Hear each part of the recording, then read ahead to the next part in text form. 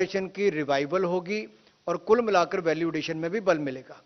तो दोनों ही योजनाओं में नॉर्थ ईस्ट के राज्यों को बहुत बड़ा बल मिल रहा है, वहीं अंडमान निकोबार को भी, जहां दूसरा जिस पर माननीय नरेंद्र सिंह तोमर जी अपनी विस्तार में बात रखेंगे, एडिबल ऑयल्स पर, मैं निवेदन करता हूं भारत के कृषि मंत्री एवं किसान कल्याण मंत्री आदरणीय नरेंद्र सिंह तोमर जी से कि विस्तार में उस योजना की जानकारी आपको दें।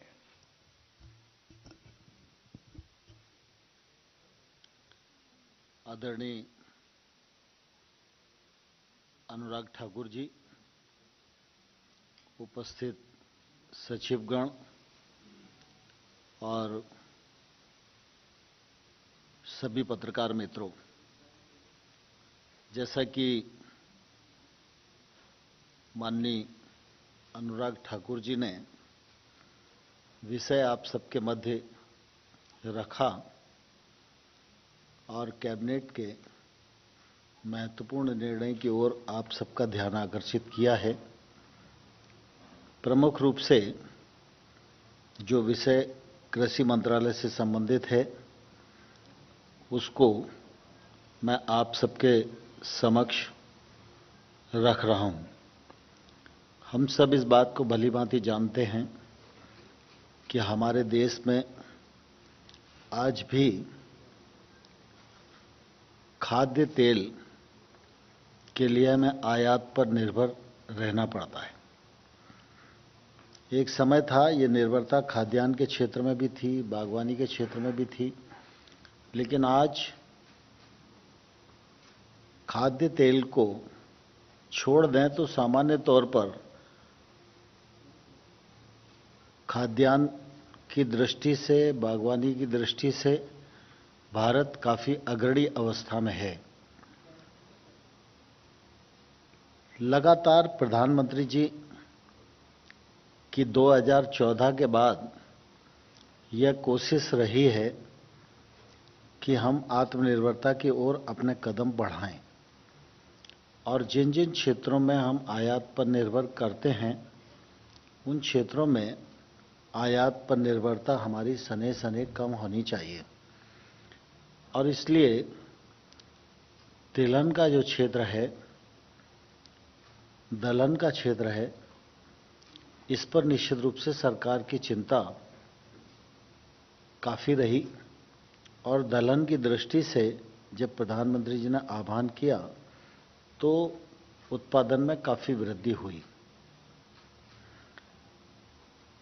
खाद्य तेल की जो आवश्यकता है उसकी पूर्ति हो और उत्पादन बढ़े, इस दृष्टि से लगातार भारत सरकार राज्यों के साथ मिलकर काम कर रही है और उसका परिणाम भी परिलक्षित हो रहा है।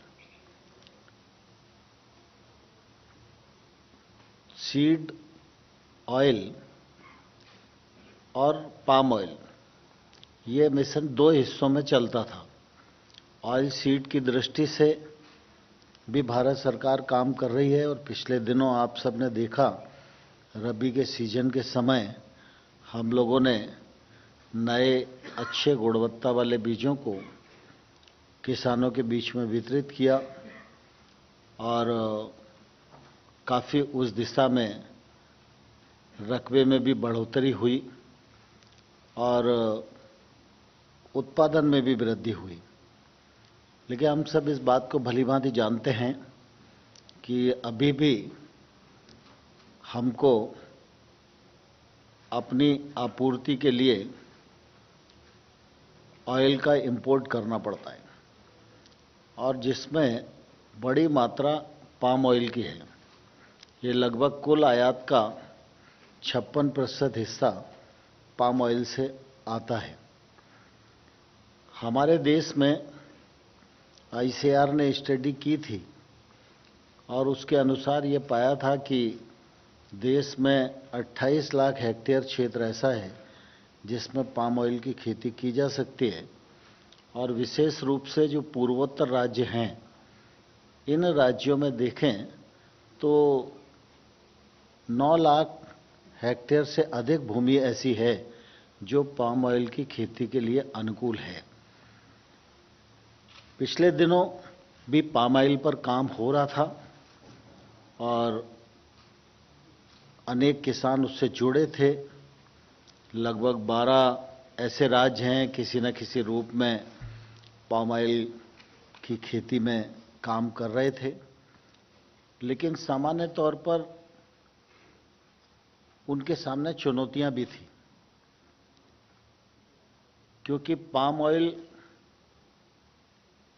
का पौधा जब हम रोपते हैं तो उसमें फल आना और मुनाफा मिलना ये लगभग 5वें वर्ष के बाद और पूरी मात्रा में 7वें वर्ष में मिलता है।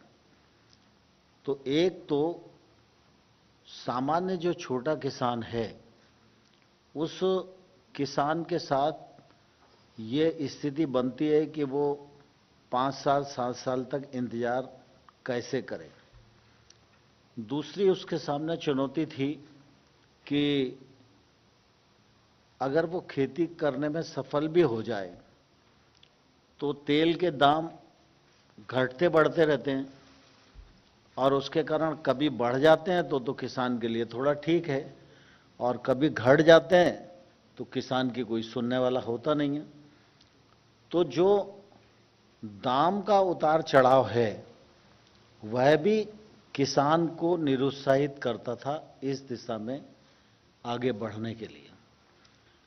तीसरा जो नॉर्थ ईस्ट का क्षेत्र है ये दुर्गम क्षेत्र भी है, पहाड़ी क्षेत्र भी है, लॉजिस्टिक की भी सुविधाएं जितनी होनी चाहिए उतनी नहीं है, रास्ते भी कठिनाई कारक हैं, और इसलिए सामान्य तौर पर नॉर्थ ईस्ट क्षेत्र में इसका उत्पादन किसान बढ़ाए तो, लेकिन प्रोसेसिंग इंडस्ट्री नहीं आए तो वो बढ़ा के भी क्या करेगा, और इसलिए निवेश भी नहीं आता था।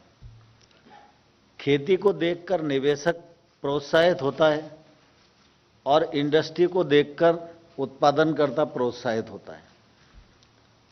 तो इसलिए ये चुनौतियां थीं और इन चुनौतियों का समाधान करने की दिशा में भारत सरकार ने ऑयल पाम मिशन का निर्णय किया और उसके अंतर्गत इन चिंताओं को समाधान करने की कोशिश की। सामान्य तौर पर अगर हम देखेंगे तो जो मैंने भाव के उतार चढ़ाव की बात कही, तो भाव के उतार चढ़ाव की चिंता किसान को न करना पड़े और उसका नुकसान किसान को न उठाना पड़े, इसके लिए भारत सरकार ने आज प्रधानमंत्री की अध्यक्षता में 2 निर्णय किए। एक तो पाम ऑयल का जो रॉ मटेरियल है उसका जो दाम है वो एक मैकेनिज्म बनाकर केंद्र सरकार तय करेगी। 5 साल का औसत निकालेंगे, जैसे एमएसपी को करते हैं, लगभग उसी दिशा में एक मैकेनिज्म बनेगा और केंद्र सरकार उसके मूल्य का निर्धारण करेगी। तो किसान के सामने आने वाले कल में फसल आएगी तो मूल्य उसके सामने रहेगा, तो वो खेती करने की ओर प्रवृत्त होगा। और साथ ही ये भी निर्णय किया है कि अगर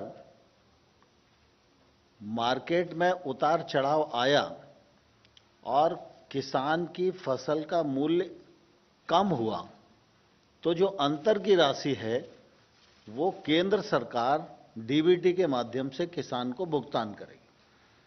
इसलिए किसान की जो वाजिब दाम की चिंता रहती है वह उससे मुक्त हो सकेगा। यह मैं समझता हूं बहुत बड़ा निर्णय इस दृष्टि से है। दूसरा, इसी प्रकार से जो आवश्यकता होती खेती में उसमें जो भी सामग्री लगती है उस सामग्री में भी जो राशि पहले दी जाती थी उस राशि में बढ़ोतरी की गई है जिससे कि दिक्कत ना हो। दूसरा, पूर्वोत्तर क्षेत्र में लोग इंडस्ट्री लगाने के लिए प्रवृत्त हो सकें,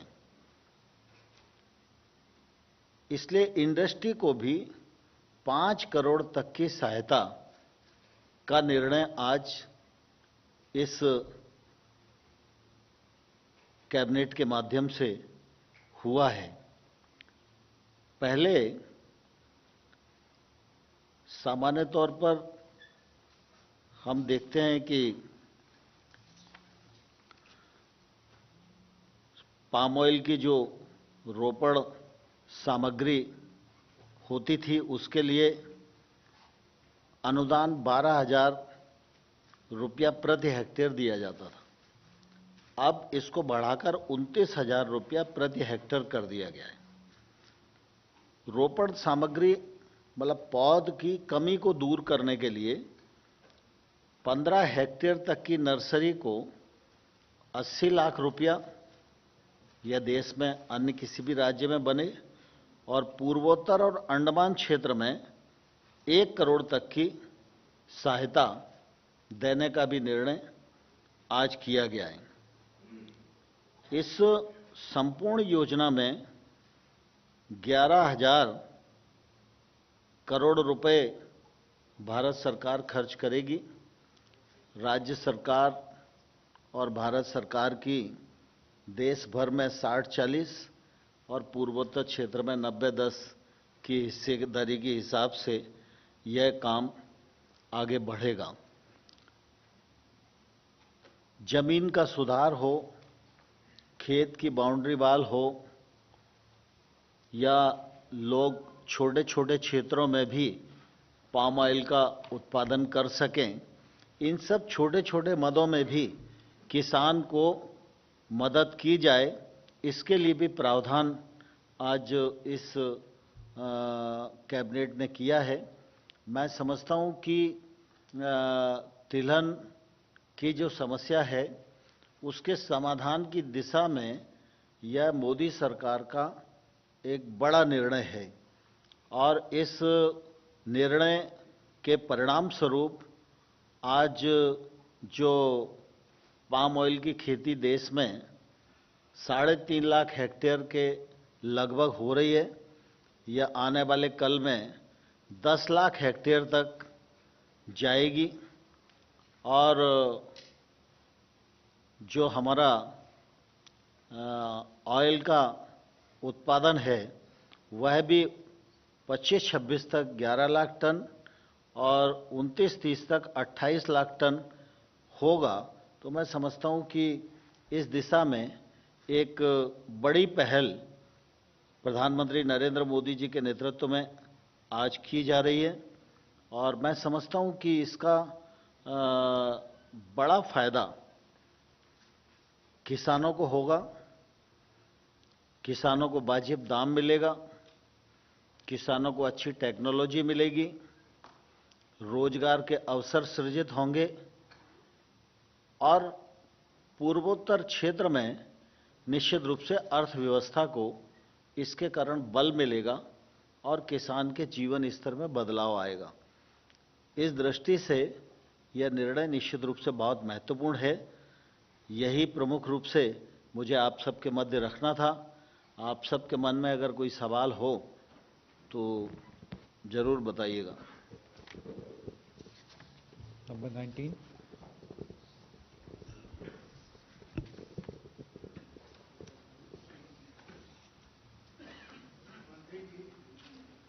हमारा सवाल ये है कि आपने कहा कि 29,000 रुपया अनुदान के रूप में पाम ऑयल के लिए। एक नंबर 2 है कि पाम ऑयल इंपोर्ट जो है उसको आप कम करेंगे, या इसका पाम ऑयल का जो मूल है वो जिस तरीके से गन्ना का मूल सरकार निर्धारित करती है, क्या उसी तरीके से ये करेंगे? देखिए, अभी तक तो इस दिशा में कोई कदम उठाया नहीं गया था। जो मैंने 29,000 प्रति हेक्टेयर कहा, यह पहले 12,000 प्रति हेक्टेयर होता था, इसको बढ़ाया गया है।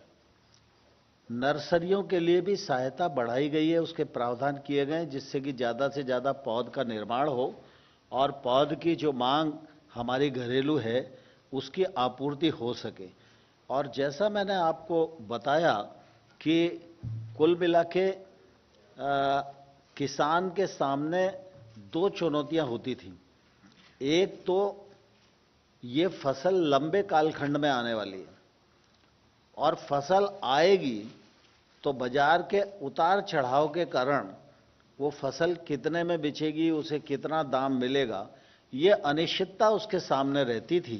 इसलिए राज्य भी इस दिशा में कम प्रवृत्त होते थे और किसान भी कम प्रवृत्त होता था।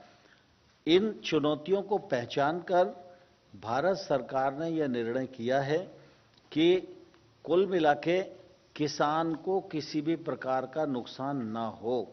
अगर उसको भाव के कारण कोई नुकसान होगा तो उसकी भरपाई भारत सरकार करेगी।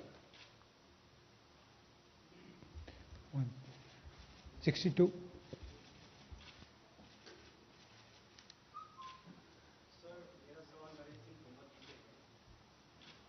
किसानों की आय को दोगुना करने के लिए आपकी सरकार लगातार काम कर रही है, लेकिन पिछले जनवरी के महीने से देखें, जो किसान संगठन है पिछले 6 महीने से उनके साथ आपकी कोई बैठक नहीं हुई है। तो इसकी क्या वजह है कि किसान आपके साथ बैठक नहीं कर रहे हैं? और इसी से जुड़ा हुआ एक सवाल है कि आपको लगता है कि यूपी और पंजाब जैसे राज्यों में चुनाव है तो जानबूझकर इस आंदोलन को टालने का प्रयास किया जा रहा है ताकि लंबा चले? देखिए, दरअसल भारत सरकार किसानों के घर में समृद्धि आए और खेती की अर्थव्यवस्था मजबूत हो, इस दिशा में पूरी तरह किसान के प्रति प्रतिबद्ध है। लगातार भारत सरकार की यह कोशिश है कि किसान की आमदनी बढ़े, किसानी करने में जो लागत आती है वो लागत कम हो, किसान नई तकनीक से जुड़े, किसान महंगी फसलों की ओर आकर्षित हो, किसान पर लगी हुई बंदिशें समाप्त हों, अपना भाव तय करने के लिए वो स्वतंत्र हो। इस दिशा में भारत सरकार ने पिछले 7 वर्षों में अनेक निर्णय किए हैं और सिर्फ एक कृषि मंत्रालय का ही निर्णय नहीं है। अगर किसान की आमदनी दोगुनी करने की बात करेंगे तो भारत सरकार के अनेक मंत्रालय मिलकर काम कर रहे हैं कि किसान की आमदनी बढ़े। जहां तक आंदोलन का सवाल है तो यह विषय मुझे लगता है कि आज का है नहीं, लेकिन मैं आपको इतना जरूर बताना चाहता हूं कि इस दौर में भी अगर आप देखेंगे तो किसान ने घनघोर परिश्रम किया है। यही समय था जब कोविड था, यही समय था जब लॉकडाउन था। उस परिस्थिति में भी किसान ने बम्पर पैदावार करके अपने दायित्व का सफलतापूर्वक निर्वहन किया है। सरकार ने गत वर्षों की तुलना में अधिक उपार्जन करके अपने दायित्व का निर्वाह किया है। 129. Sir, Amit sir, times of Navbharat से। सर, सवाल है कि जो किसान है वो कह रहे हैं कि सिर्फ विधानसभा चुनाव नहीं बल्कि हम 2024 तक बैठेंगे, तब तक आंदोलन करेंगे। तो क्या बातचीत का कोई रास्ता है कि फिर से आप लोग प्रयास करेंगे कि बातचीत हो, या एकदम रास्ता बंद ही हो गया बातचीत का? मैं समझता हूं आज जो विषय है वो मंत्रिपरिषद के निर्णय पर है और आपके प्रश्न का पाम ऑयल मिशन से कोई संबंध जोड़ता नहीं है, इसलिए किसी और दिन अपन इस प्रश्न को लेंगे। नंबर 5. सर, एक सवाल कृषि मंत्री से और एक अनुराग जी से है। सर, जो आप लोगों ने मिशन की घोषणा किया है पाम ऑयल को लेके, तो इसका असर कब तक दिखना शुरू हो जाएगा? क्योंकि अभी भी एडिबल ऑयल, खासतौर से जो सरसों के तेल की बात करें, उसकी कीमतें जो है 180 से ऊपर ही जा रही है लगातार। तो उसका मैंने कम बताया है, लेकिन फिर भी मतलब 180 से ऊपर ही जा रही हैं, तो कब तक इसका असर देखने को मिलेगा? और दूसरा एक अनुराग जी सवाल है सर कि हालांकि एमईए के जरिए हमको जानकारी तो मिली, लेकिन फिर भी एक बार आपसे जानना चाहेंगे कि जो हमारा पड़ोसी देश है अफगानिस्तान, वहां पे जो भी उथल पुथल हो रही है, हमारे लोग अभी भी वहां फंसे हुए हैं, तो सरकार का प्लान क्या है और कब तक पूरा इवैक्यूएशन वहां जो भारतीय फंसे हुए कब तक कंप्लीट हो जाएगा? देखिए, आप तिलहन की प्रचुरता देश में हो सके इस दृष्टि से घरेलू उत्पाद भी किया जा रहा है, उत्पादन किया जा रहा है और इंपोर्ट से भी देश की मांग की पूर्ति की जा रही है। लेकिन हम सब जानते हैं कि हमारी निर्भरता आयात पर कम होनी चाहिए, इसलिए पिछले वर्षों में लगातार तिलहन के उत्पादन की दृष्टि से अनेक कार्यक्रम हाथ में लिए गए हैं और उनका परिणाम भी उत्पादन देखेंगे, चाहे तिलहन का चाहे खाद्य तेल का, दोनों में बढ़ोतरी हो रही है। पाम ऑयल मिशन भी इस दिशा में एक महत्वपूर्ण कार्यक्रम है और ये कार्यक्रम किसानों को भी लाभान्वित करे और हमारी आवश्यकता की पूर्ति भी करे, इसलिए इसको मिशन मोड पर हम लोग निश्चित रूप से लेकर काम कर रहे हैं। और मुझे लगता है कि जो समय एक पौधे को फल देने में लगता है, उतना समय तो हमें खेती के हर क्षेत्र में देना ही पड़ेगा, क्योंकि एक नया बीज बनाना है तो उस बीज को बनाने के बाद खेत तक ले जाने के लिए जो यात्रा है वो यात्रा तो होगी ही, तो पाम ऑयल का पौधारोपण भी हो और पाम ऑयल के फल भी आएँ। लेकिन मैं समझता हूँ कि जल्दी ही हम लोग इस दिशा में समाधान की तरफ पहुँचेंगे। जहाँ तक अफगानिस्तान वाली बात आपने कही, तो मेरा आपसे अनुरोध सिर्फ इतना ही है कि उसके लिए जो अधिकृत होंगे वही जवाब देंगे। Number 54. I am Nivedita from IANS। दो सवाल है मेरे। एक तो नॉर्थ ईस्टर्न स्टेट्स और अंडमान निकोबार जैसी जगह जहाँ पर बहुत सुंदर बायोडाइवर्सिटी है, उसको तोड़कर आप वहाँ पर मोनोकल्चर पाम ऑयल क्यों प्रमोट करना चाह रहे हैं? और दूसरा, जो देशज तिलहन है, करडी है, ग्राउंडनट है, कोकोनट है, सरसों है, उसको छोड़ के पाम ऑयल को क्यों बढ़ावा दे रहे हैं? देखिए, दरअसल क्या है कि मैंने पूर्व में भी कहा, पाम ऑयल की खेती के लिए ICAR ने एक स्टडी की थी और इस स्टडी में उन्होंने रिकमेंड किया कि देश भर में 28 लाख हेक्टेयर क्षेत्र है जहां पाम ऑयल को उगाया जा सकता है, जिसमें 9 लाख हेक्टेयर सिर्फ पूर्वोत्तर राज्यों में है। और ये जो 9 लाख हेक्टेयर क्षेत्र है, ये किसी दूसरी फसल को या किसी जंगल को काट कर नहीं दिया जा रहा, ये खेती के लिए ही उपलब्ध है।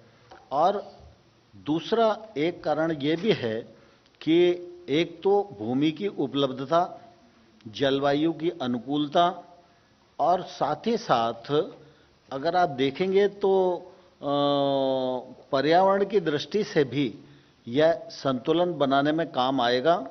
और साथ ही पाम ऑयल के क्षेत्र में काम करना इसलिए भी हमें आवश्यक लगता है कि बाकी जो तिलहन की फसलें हैं, सरसों है, मूंगफली है, सोयाबीन है, सूरजमुखी है, ये जो सब फसलें हैं, इन फसलों में भी उत्पादकता बढ़ाने के लिए निरंतर हमारे वैज्ञानिक काम कर रहे हैं और उत्पादकता निरंतर बढ़ भी रही है।